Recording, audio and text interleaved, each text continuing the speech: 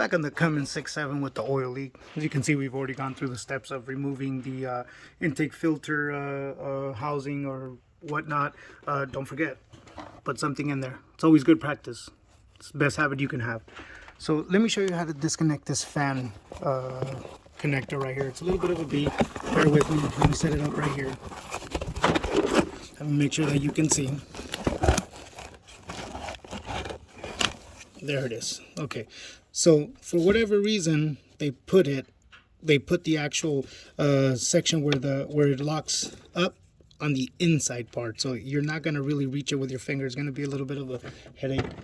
So either you can use a straight long needle noses or small long needle noses. I'll show you how to use small ones just in case that's all you have at home.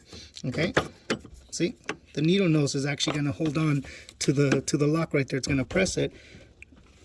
Once it presses the lock, it just comes right out. See that? There's no lock on this side. The lock's on this side right there, and that's what you're pushing in. Okay, you don't want to try to pry or force it because this will break off really easily. All right, let me get to it. The thing has to come out as a unit. I'll show you.